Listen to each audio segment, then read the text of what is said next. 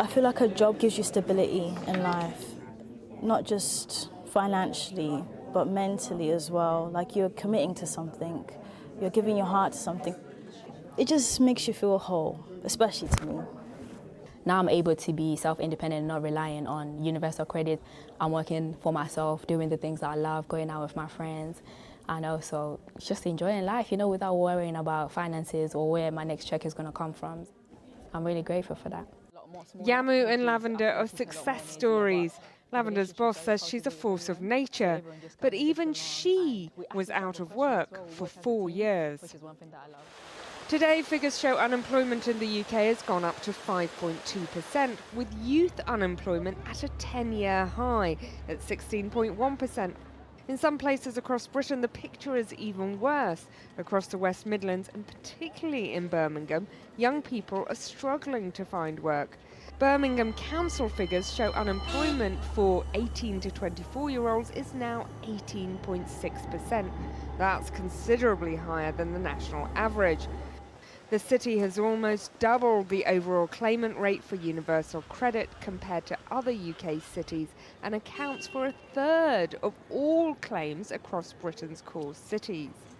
If you look across the Midlands, right, we're one of the highest areas of youth unemployment in the country. But we know there's loads of talented people, really brilliant skills, but they're just a little bit away from the employment market. It's not often it's a water company making waves in the employment market, but that's exactly the kind of local change Severn Trent is trying to engineer.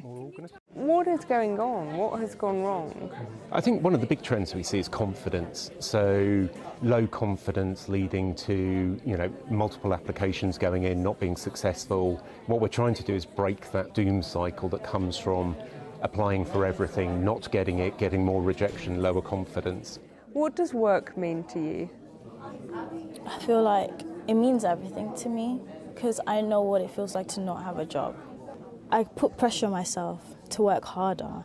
So when I didn't have a job for like 8 months, it felt like I was in the depths of like hell. It was so bad. Like I can't even explain to you, especially when you see like your fellow students who started uni at the same time as you, already getting accepted into like the highest grad scheme jobs, and then you're just here trying to even get into a warehouse job, and even then you're not hearing back from them. How many jobs did you end up applying for?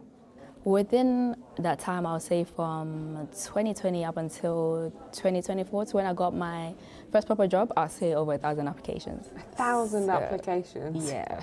It's a lot of applications. It is a lot. I've learned just because you have a degree, it doesn't guarantee that you're going to get that job. Also, many companies are looking for you to have experience already, but how can I have the experience if I don't have the job? It's a bit backwards, if you ask me. Lavender took part in Severn Trent's 2-day LEAP programme, which tries to shower applicants with intensive praise and celebrate what they can bring to the table, lifting confidence, practicing interviews and breaking down the fixed mindset to one that is open and problem-solving.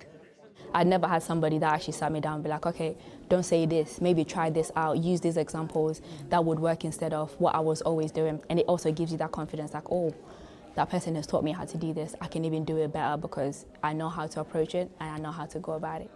These are stories of hope amongst a regional and national picture that looks much more bleak. In a world of growing ill health, higher taxes and an AI incursion, the government needs to find ways of replicating the Severn Trent model to turn the taps back on for young people to get work. Maybe one day you might see me as the next CEO of another company. We all have our down moments.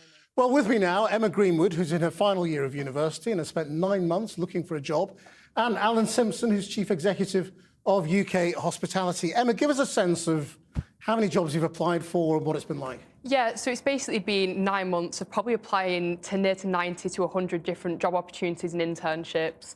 The majority of the time it's either been not hearing back from them at all or receiving really generic rejection letters, even after spending hours, if not days, doing kind of assessments, either online or in person. And as a whole, it's just been really demoralising, and it's been really difficult to keep going and to keep hope that I'll be able to afford to kind of carry on and stay in London after university. And what a lot of people say in your position is that you don't get a sense that a human being has actually looked at the application. And that's the exact problem. And I think as a student, you get to that point and you put in hours, if not days of work for these applications to tailor them, which is what you're told to do. And you don't get any of that energy or reciprocity back. Alan, you know, a lot of young people work in hospitality and the jobs seem to have shriveled. What's happened? And not just in hospitality, but particularly in hospitality. I totally recognise what you're saying from when I was young, but I know it's so much worse now.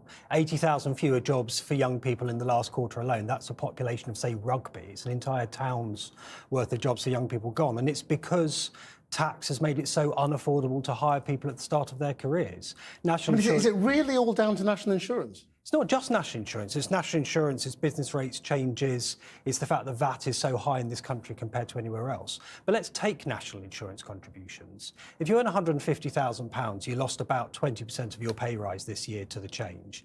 If you earn £25,000, you lost nearly half of your pay rise. It was designed so that the less you earn, if you're at the start of your career, if you work part-time, or you're maybe coming back into the workplace after a period out of work. It was particularly those jobs that made it unaffordable. 750,000 jobs now get national insurance contributions paid on them for the first time because of this government. It really is as fundamental as that. And so could it be fixed as easily? Well, you can fix it by addressing the taxation on these parts of the job market. Yeah, absolutely. We're going to see yet more tax put on hospitality with the holiday tax, which is coming down the line. And we will absolutely see that the 100,000 jobs which have been lost in the last 18 months alone will continue to grow. Emma, what are your contemporaries, you know, going to do if they can't get normal graduate jobs? I think that's a really difficult question. And obviously I'm from Manchester originally and I came down to London for university because this is where the opportunities are. And I think with a lot of my peers who chose to stay in the north of England, it's such a difficult market because this is where the opportunities are. And a lot of them are just having to take jobs that they're incredibly overqualified for and definitely don't pay enough for them to go and live independently. And so they're having to stay at home. And there just doesn't seem to be any kind of point of hope or point of change at the moment because the opportunities just aren't there. And what about you? Personally, I've managed to secure an internship, which was an incredible opportunity. But again, I think it took me well over 100 applications to get to that point. An internship, not a job? Not a job, no. So do you feel you're actually embarking on a career yet? I hope so. I hope I can get those opportunities, but I think it's incredibly difficult to take that for granted in the kind of with the job cups we're experiencing. And if people are just sort of taking whatever jobs they can take in the meantime, that's careers delayed, is it? Yeah, 100%. How do people feel about it? I think it's difficult. I think it's an incredibly difficult time to be a young person. The world is obviously very tumultuous, as we know. And it's just really difficult to understand kind of why higher level education is worth it in that case. But there's also a lack of apprenticeship and a lack of kind of further education opportunities beyond degrees. And so where do we go? What do we do? And there isn't that guidance out there. Alan, I mean, do you think it's worth young people going to university, getting into debt, if they're not able to get jobs in sectors like yours when they come out? Well, look, I would never discourage anybody from being ambitious, but that doesn't just need to mean university. We've just launched a 5-year apprenticeship which takes people up to a master's level in hospitality. There are other routes into substantial careers, but really for those routes to be meaningful, for jobs in hospitality to be meaningful, they do have to be available. And we are just in a situation where so many people like you are looking around for that first job that can lead to a meaningful career, and it isn't there. The interesting thing is hospitality is the single largest provider of not just jobs for school leavers, but routes into management and training for school leavers. Right, and how affected are you by AI? I mean, people assume that sort of that hospitality is slightly insulated Well, to some from degree, technology. to Is some that degree, true? That's the good news, right? So there are absolutely sectors like banking, like insurance, like law, where the number of graduates being hired is really reduced, and that affects people in your position really severely. Hospitality is one of the few sectors which, if you take a 20, 30-year time horizon, is still going to be hiring kids at the start of their careers and keeping them throughout. But And do you think people understand that there are also career pathways in hospitality? I hope so. I think we're a little less good at this in the UK than we are in other countries where perhaps hospitality is held in a bit more esteem. But that's our job to fix. I really hope that young people like you coming out of school, coming out of university, see us as a route to a really impactful career. I mean, do your contemporaries think of hospitality as a career, or is it just bar work See, unfortunately, I'd probably say they don't, which is where there's a real lack. I think there's still this push for really conventional, like high-level education, high-skilled jobs, and I think there's still the perception maybe that service industry jobs aren't that. And I think it's a big misconception that needs to be fixed, because it's also young people understanding the paths and the sheer breadth of opportunities that are open to them. And I don't think universities or, say, sixth forms and high schools necessarily do a good enough opportunity at spotlighting that. Well, good luck, Emma. Alan, thank you very much indeed.